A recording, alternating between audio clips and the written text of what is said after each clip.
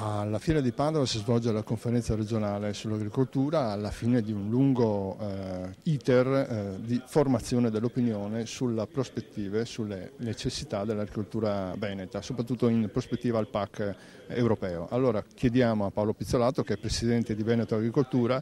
come è stato svolto il lavoro e se ha prodotto risultati. Oggi si chiude un lungo iter iniziato a ottobre, dove abbiamo cercato di mettere assieme tutto quello che poteva essere l'informazione possibile e necessaria per il mondo dell'agricoltura. Abbiamo utilizzato tantissimi docenti, ma soprattutto abbiamo raccolto dal mondo dell'agricoltura, direttamente dalla base, quelle che possono essere le necessità per un 2013 completamente diverso. Sappiamo benissimo che la nostra nazione, e soprattutto il Veneto, può dare una notevolissima importanza al settore primario e può dire qualcosa al mondo agricolo europeo. Certo è che adesso, a conclusione di tutti questi lavori oggi, che sono stati effettivamente affinati proprio affinché potessimo essere competitivi nei confronti dell'Europa, bisogna mettere in campo tutte le risorse possibili per poter dettare legge e far sì che le aziende abbiano reddito, ma soprattutto che i giovani riscoprino la possibilità di rivolgersi ancora una volta al mondo dell'agricoltura, che potrebbe essere un'innovazione rispetto a tante altre scuole o tanti altri settori. Ecco, ci sono stati 6 incontri preparatori, c'è stata anche un'altra iniziativa. Qual è stata la partecipazione e se siete soddisfatti naturalmente? Logicamente l'intervento da parte di 40 docenti provenienti da qualsiasi parte della nazione e anche europei per noi è stata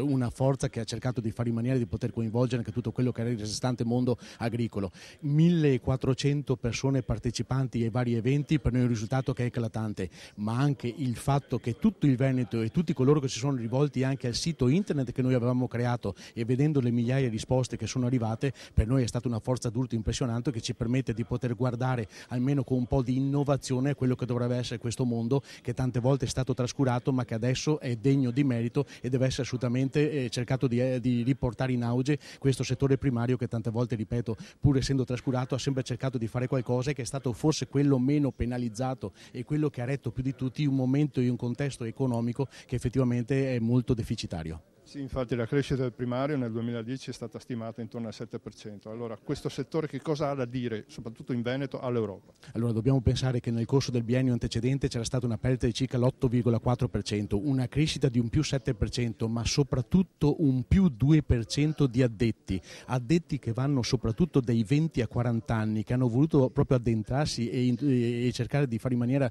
di far parte di questo mondo lavorativo dell'agricoltura. Vuol dire che l'agricoltura sta ancora una volta cercando di dare uno stimolo a questa gente che sta riscoprendo posti di lavoro completamente diversi, che sta riscoprendo un mondo dedicato alle bioenergie, che potrebbe essere un'innovazione come posti di lavoro per tutto il mondo agricolo, e una novità per i ragazzi che invece tante volte si rivolgevano ad altre scuole, per cui bisogna cercare di fare in maniera di poter imporre questa caratteristica. Il primario sta ritornando di nuovo in auge, bisogna fare in maniera che la gente possa riscoprire anche come posti di lavoro e come redditività quello che è il mondo dell'agricoltura.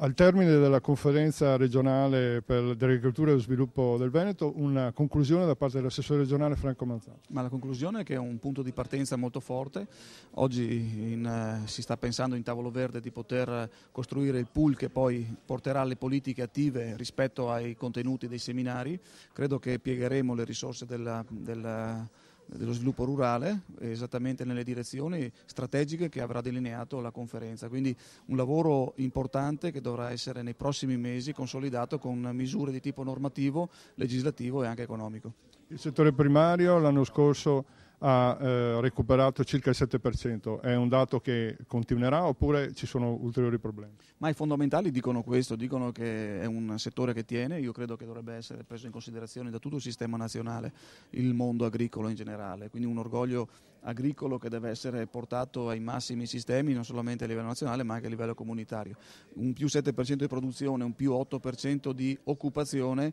significa che è in controtendenza rispetto a una crisi che ha portato a disoccupazione. Questo vuol dire che bisogna investire molto di più sull'agricoltura, molto di più sui giovani, e la risposta che abbiamo avuto dai giovani negli ultimi 3 anni, 1000 aziende in più e me ne aspetto altre 200 per il 2011, è un segnale che va in questa direzione. Può essere la nostra regione una delle regioni che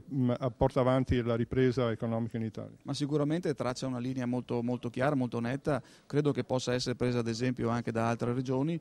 ci scambiamo con altre regioni anche opportunità di conoscenza senza gelosie, ma credo che la Regione Veneto in questo campo sia, attraverso l'operazione che abbiamo fatto con questa conferenza, quindi tutti gli attori, gli imprenditori, la cooperazione, tutti quelli che si sono messi insieme hanno costruito un futuro per l'agricoltura è anche un momento di riflessione e di traino per tutto il resto del sistema italiano.